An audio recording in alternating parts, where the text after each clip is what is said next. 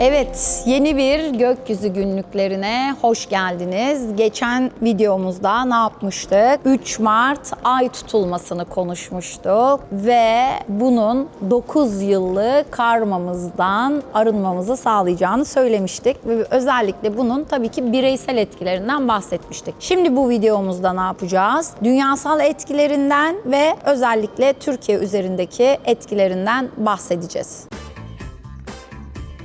Bu tutulma özellikle bu bölgeleri yoğun bir şekilde etkileyecek. Lilith Yay burcundan geçiyor ve hangi vakte kadar geçecek? 2026 Eylül'e kadar. Bireysel hayatlarımızda bunlara tamam bizler dikkat edeceğiz. Ama biliyorsunuz liderler bunlara dikkat etmeyebiliyor. Antares'te Türkiye haritasını çok yoğun bir şekilde direkt etkileyen bir sabit yıldız olduğu için bu dönemde savaşı başlatan ülkeler kaybeden olacak diyelim. Şimdiden herkesi bu konuyla ilgili uyarmak istiyorum. Evet, tutulmanın dedik ki dünyasal ve Türkiye üzerindeki etkilerinden bahsedeceğiz. Şimdi tekrar hatırlarsak bu tutulma özellikle nereden izlenecekti?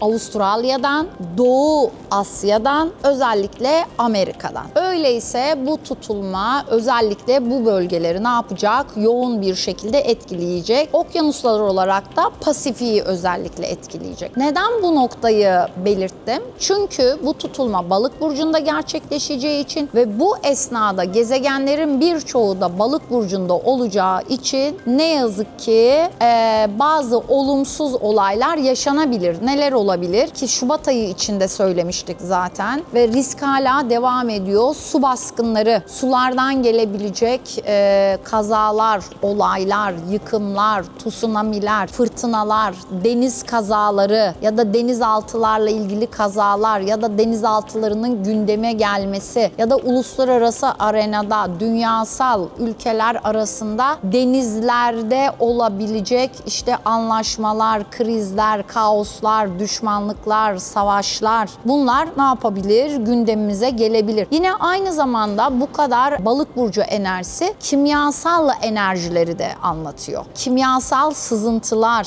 kimyasal sızıntılarla ilgili durumlar, kazalar bunlar da yine dünya gündeminde olabilir. Bir de burada tabii biraz üzülerek bir öngörüden bahsetmek istiyorum. Balık-Başak aksı sağlık sistemiyle de alakalı olduğu için dünyada sağlık sistemleriyle ilgili revizyonlar ya da sistemlerdeki çöküşler, sistemlerdeki skandallar, sistemlerdeki krizler ortaya çıkabileceği gibi aslında bu bir yönüyle olumlu da olabilir. Çünkü sistem krizleri her zaman şunun için çıkartır ya da skandalları, ifşaları artık düzeltelim diye bir olumlu yönüyle de sağlık sistemiyle ilgili yeni ne yapabilir? Reformlar. Bu tüm dünya bazında da olabilir ya da ülke bazlı da olabilir. Revizyonlar, reformlar da gelebilir. Şimdi evet dedim ki üzülerek bir öngörüde bulunmak zorundayım. Eski bazı salgınlar gündeme gelebilir. Bunlar solunum yollarıyla olabileceği gibi işte yine bu deri yoluyla olan özellikle işte çiçek gibi bunlar tekrar gündeme gelebilir. 2026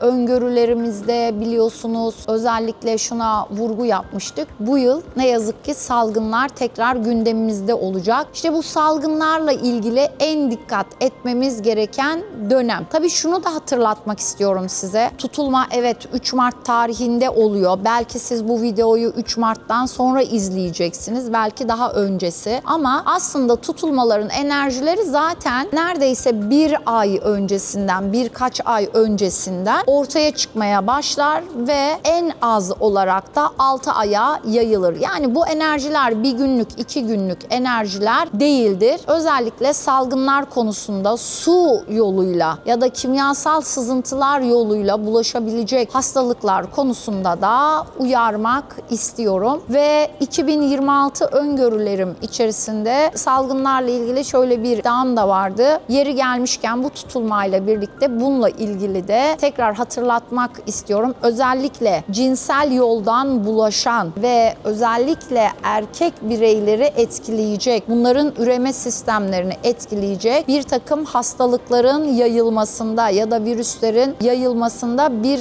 artış olabilir. Bu illa tüm dünyanın genelinden bahsetmiyorum. Ülke bazlı da kalabilir. Fakat şimdiden herkesi bu konuyla ilgili uyarmak istiyorum. Yine bu dönemde birazcık Mars Balık burcunda olacağı için genel itibariyle bağışıklığımız düşük olabilir. Öyleyse kendimizi çok yormuyoruz. Çok riskli hareketlerden kaçınıyoruz ve bağışıklığımızı düzenleyici, dengeleyici takviyeler alabiliriz. Daha fazla dinlenmemiz gereken bir dönem. Kendimizi çok hırpalamamamız gereken bir dönem. Bu tutulmanın özellikle olduğu haftadan bahsediyorum. Yani tutulma 6 ayı etkileyecek dedik diye 6 ay boyunca dinlenin değil. Ama tutulmanın olduğu hafta içerisinde kendimizi çok hırpalamazsak, çok ağır spor yapmazsak, daha böyle dinlenmeye vakit ayırırsak çok daha güzel olur. Aynı zamanda Balık burcu enerjisi işte suları anlatıyor dedik. İşte seller, su kazaları, buralardan yaşanabilecek sorunlar olabilir dedik. Evet, ama olumlu yönüyle de ne yapabilir? Eğer imkanınız varsa su kenarında vakit geçirebilirseniz ya da suyla ilgili şifa çalışmaları yapabilirseniz ya da bol bol duş alırsanız, işte suyla ilgili yapacağımız her türlü temizlik ya da ibadetsel davranışlar özellikle bu dönemde ne yapacak? Çok yüksek frekanslı bir şekilde şifalandıracak diyebiliriz. Peki Balık burcu aynı zamanda ne ile ilgiliydi? Dedik ki ilahi ödüllerle, karmayla, arınmayla, inançlarla ilgili. O zaman demek ki tüm dünyada inanç sistemleriyle ilgili bir sorgulama, inanç sistemleri ya da din adamları, dini kurumlar bunlarla ilgili ne yapabilir? Skandallar, ifşalar ve bu inançlarla ilgili yanlışlıklar ortaya çıkabilir, sorgulanabilir, gündemimize gelebilir diyebiliriz. Bir de burada vurgulamak istediğim bir şey var ki Lilith ne yapıyor ki daha önceki videolarımızda bahsetmiştik. Yay burcundan geçiyor ve hangi vakte kadar geçecek? 2026 Eylül'e kadar. Ama Lilith Yay burcunun geçişinin en önemli, en vurgulu, en sert, en hatta ne yazık ki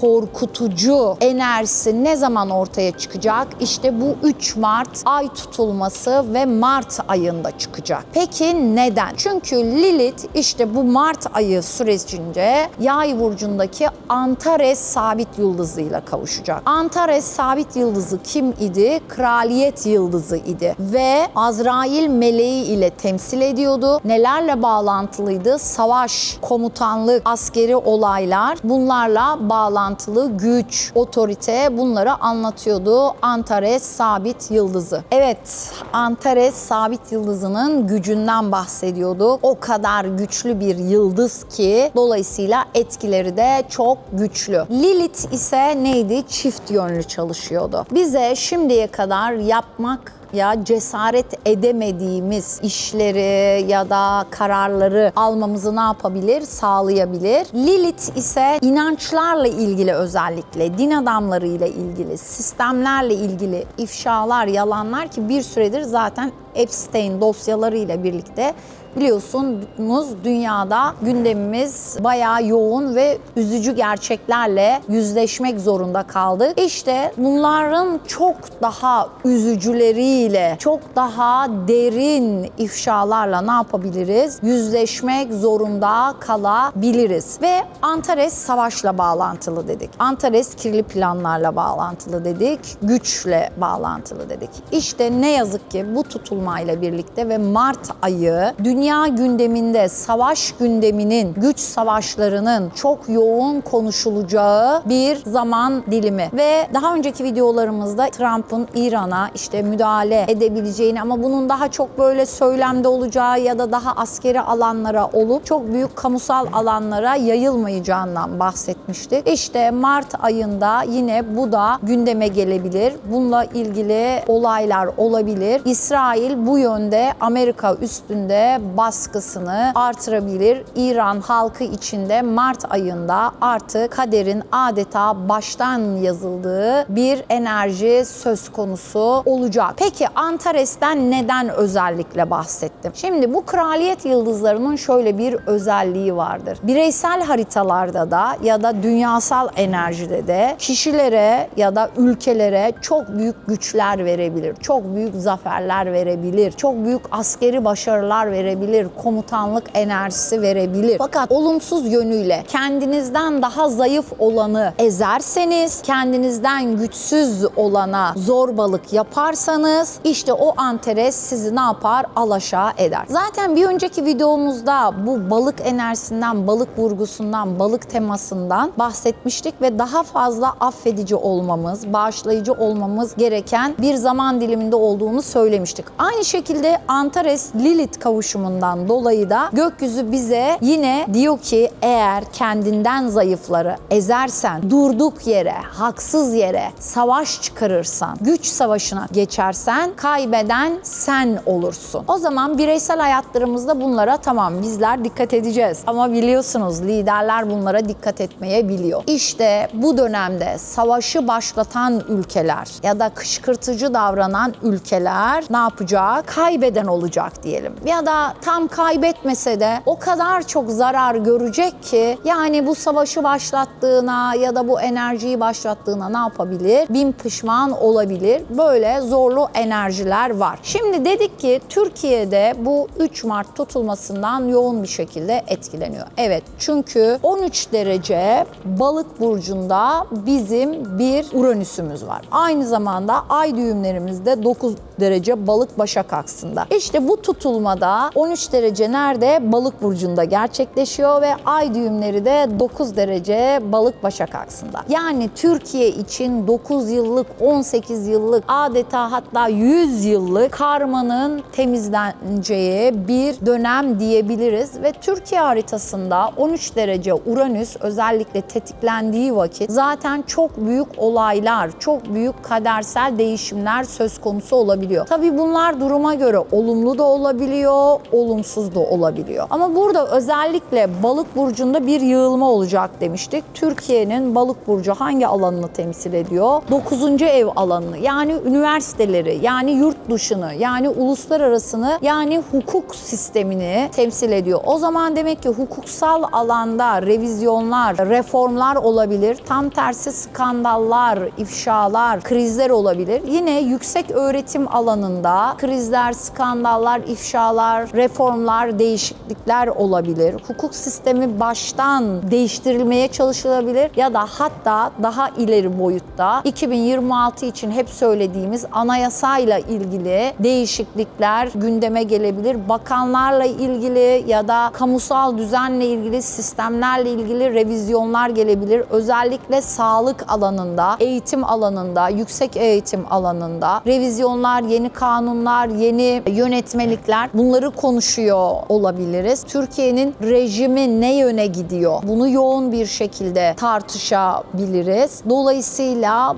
bu Mart ayı bizler için çok yorucu olabilir, çok yoğun olabilir, gündem çok hızlı akabilir ve biraz önce Antares'ten bahsetmiştik. Yine Antares'te Türkiye haritasını çok yoğun bir şekilde direkt etkileyen bir sabit yıldız olduğu için özellikle doğu sınırlarımızda, doğu bölgelerimizdeki şehirlerimizde bir takım siyasi krizler, terör olayları, gündemler olabilir ya da doğu sınırlarımızda özellikle işte Suriye, İran, Irak bu topraklarla bağlantılı olarak askeri hareketlenmeler, askeri olaylar gündemimize gelebilir. Yine Şubat ayında bu devam eden Ege, Akdeniz, özellikle Ege, Akdeniz bölgesinde kıyı şeritlerinin suyla ilgili zarar görme temaları ve riskler hala devam ediyor olacak Mart ayında da. Buna da dikkat çekmek istiyorum. Bunun yanında yine NATO gündeme gelebilir. Jeopolitik gündemlerimiz olabilir ve inançları da anlattığı için inançlarla ilgili gündemler, yine din adamları, din yerleri, tarikatlar, bunlar da gündemimize gelebilir ve yine yoğun bir şekilde bu Balık burcundaki tutulmayla birlikte lider konumundaki kişiler ne yapabilir? Sorgulanabilir. Bunlarla ilgili değişiklikler ya da işte yeni liderler veya seçimle ilgili ya da bakanlarla ilgili gündemler konuşulabilir. Evet, böyle yoğun bir ay bizi bekliyor ama Lilith'le ilgili bir de ne demiştik? Gizli eller, gizli planlar da devrede olacak. Öyleyse her duyduğumuza inanmıyoruz. Duyduğumuz haberleri araştırıyoruz. Kurban durumuna düşmüyoruz. Hiçbir şeye körü körüne inanmıyoruz. Sükunetli ve sakin oluyoruz. Ülkemizin milli beraberliğini her zaman korumaya yönelik hareket ediyoruz. Milli birlik ve beraberlik duyguları içerisinde hareket etmemiz gereken birazcık zorlayıcı bir ay bizi bekliyor. Vatanımıza, milletimize hayırlı olsun diliyorum. Olacak tüm gelişmelerin. Çünkü ne olacaksa bunu unutmayın. Külli irade devrede olduğu için bizim Türk milleti olarak kader yoluna gitmemiz için olacak tüm olaylar. Dolayısıyla iç sesimize, inançlarımıza güvenirsek, bu dönemde sakin bir şekilde hareket edersek millet olarak kazanan olacağız. Evet, bir gökyüzü günlüklerinin daha sonuna geldik. Selam ve saygılarımı sunuyorum. Bir sonraki videoda görüşmek üzere.